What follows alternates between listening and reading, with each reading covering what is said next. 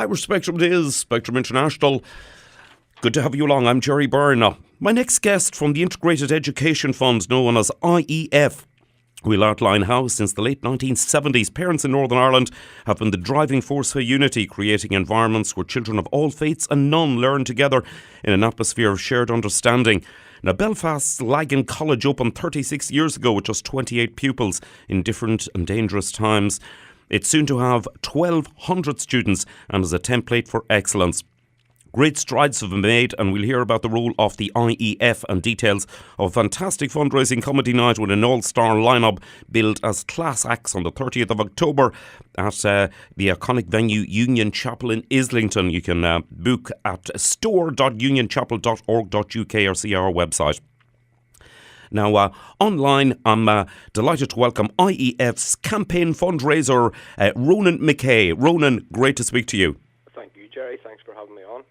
Now, I've touched on the origins of the integrated education in Northern Ireland. Can you be more specific about what it is and expand on the history? Absolutely. Obviously, by the late 1970s, Northern Ireland was in a very dark place. Deep division, lots of violence, mayhem, basically on our streets and in our communities. And I suppose what can be described as groups of courageous parents took the decision that they wanted to give their children something better than division. They came up with the idea of educating children of all faiths, no faiths, in the same schools every day of the week. As you say, Lagan College was the first of those, opened its doors in 1981. Those 28 pupils who were the first intake at Lagan College actually at times required a police armed guard in and out of school. Such were the times that they were living in. But the school has gone on to be very successful. It's actually now the most oversubscribed school in Northern Ireland, and in the 36 years since Lagan opened its doors, a further 64 integrated schools have opened across Northern Ireland in every county in the north, and that's nearly 23,000 children now going through integrated education, with all that brings in terms of inclusion and an instinct for equality and cross-community understanding. And having said all that, that's still only 7% of the school population in Northern Ireland, so we know that we have more to do.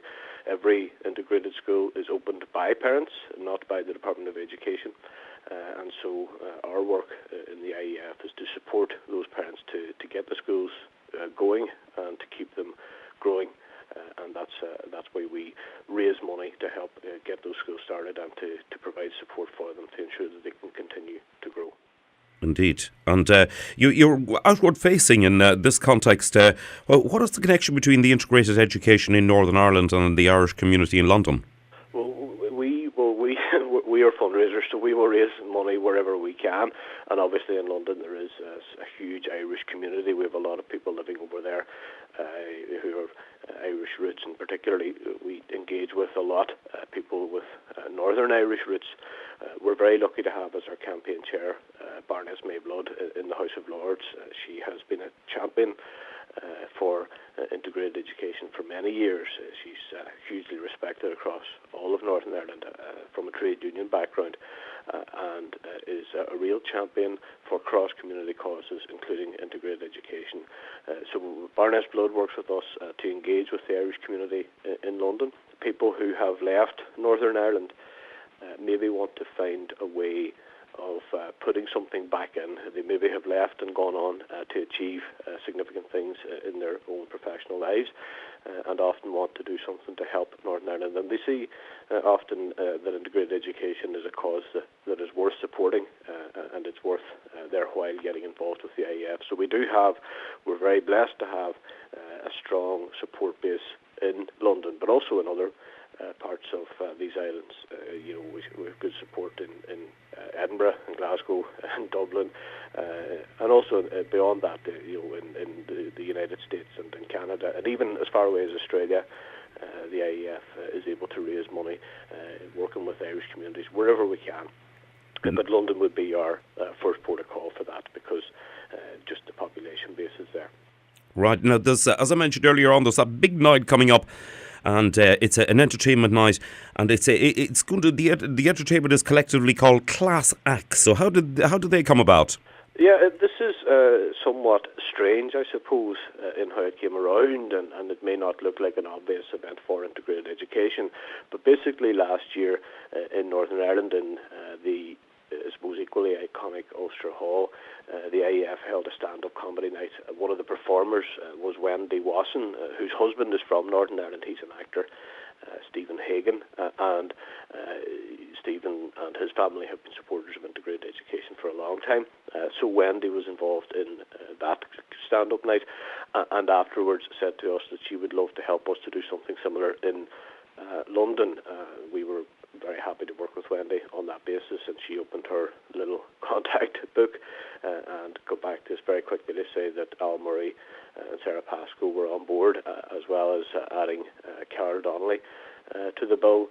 We've also now, just in the last couple of days, added Jarlath Regan, who does the Irishman Abroad podcast weekly. And we have a rising star in Northern Irish comedy called Shane Todd, who's about to do 2 nights at the Ulster Hall on his own tour. But Shane is coming to London to support us as well. So it's a full bill of very good, what promises to be very good stand-up comedy. And we're very lucky to have Wendy's support in helping us to bring it about.